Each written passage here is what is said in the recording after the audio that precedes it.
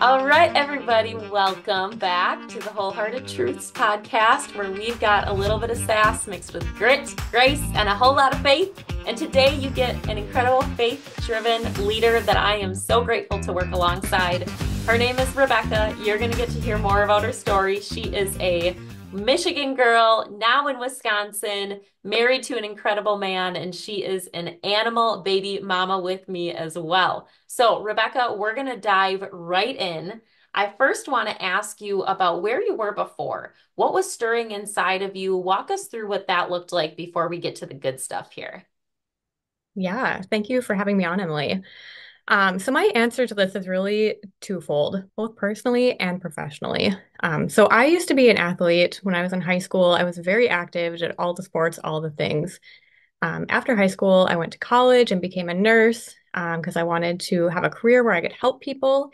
And so after graduating nursing school, I worked as a nurse, working 12-hour night shifts in the hospital, transitioned to clinic nursing where I was working days and everything.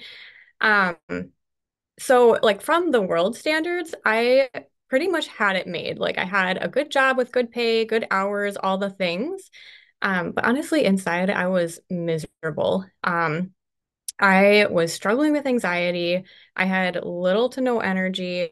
And there were so many days where I barely had enough energy to get out of bed. I'm honestly so grateful to my husband for helping me pick up the slack around the house during that time because honestly, I was like borderline unable to function. Um, Funny story, like when I worked night shift in the hospital, there was a season where I would literally come home from work at like 8 a.m. I'd heat up a plate of pizza rolls in the microwave, eat it, and go to bed and get up and do it all over again. And that was my life for a stretch. And I can just tell by your face, you're like, oh my word, girl. So yeah, I was just like not feeling great internally. But I also wasn't taking that great care of myself. And one day it honestly just kind of hit me like, why am I just surviving in life instead of like truly thriving? I knew that something needed to change. Um, and I'm not one to believe in coincidences, but I believe that God is very intentional in the way that He speaks to us and guides us. And so circumstances happened that I actually came across this health coaching program directed towards nurses. And so I ended up leaving my bedtime or like my full-time nursing position, leaving bedside nursing and starting up my own private coaching practice. Um, and the thing is, though, like nothing really changed. Like my jobs changed, but I wasn't changing because I was still struggling with anxiety. I still had little to no energy. And I was honestly just struggling to take care of myself. Um, and as I was struggling with my own health, I felt like I really wasn't being a good leader for the clients that I was working with as I was trying to help them learn to take better care of themselves. And so it was in this season that I just honestly asked God, like, what do you want me to do? I thought this was the path that you had for me, but I don't really feel like I'm making a difference. And then once again, I just honestly learned that God is faithful. He does not waste anything, and his provision and his timing are perfect. So enter Emily Schwartz. I met you at a local networking group, and you are the one who introduced me to DNA testing, personalized vitamins, all the things.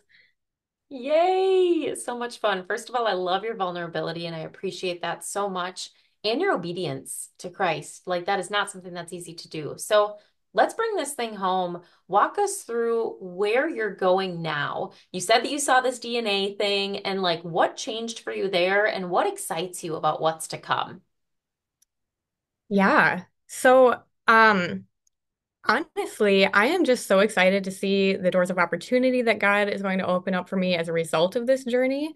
Um, like I feel like learning about this, a light bulb just went off because I realized that there was a way that I could learn how how God specifically designed me and that I could, better take care of myself in that way and nourish myself instead of just merely like surviving and dragging myself through life. Like there was a better way to live and also a better way to like stewarding what God has gifted me, being my body.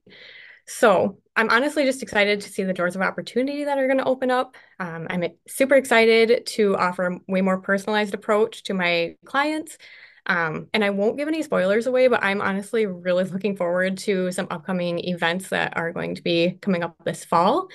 I'm honestly feeling better than I have in years. And since I started caring for my body, with the nutrition and lifestyle changes that I needed, I have more energy, better mental clarity, I have less anxiety.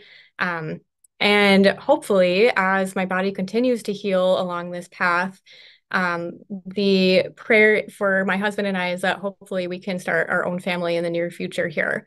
And then, of course, in the meantime, remembering that God's plan, provision, and timing are always perfect.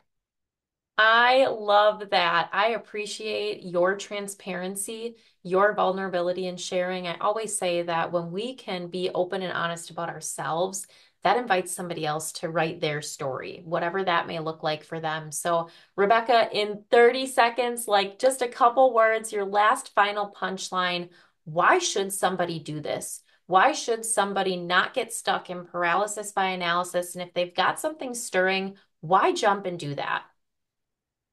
Yeah. So the one thing I would say is that you were created on purpose for a purpose.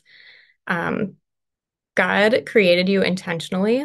He knows everything about the way that He made you. And even if you can't see what that purpose may be yet, you are a gift from God put here for a specific reason.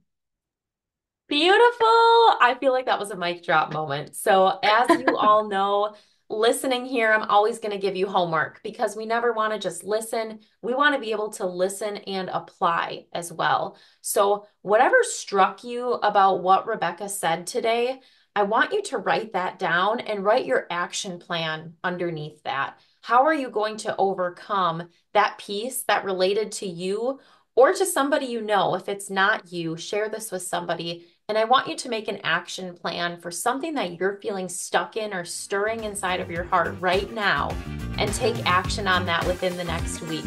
Please don't forget to subscribe to our channel if you haven't yet. That way you will never miss the amazing updates when we come back here with episodes and of course the homework assignments to go with it. And with that, we will leave you and we'll see you next time. Thanks, Rebekah. Thanks, Emily.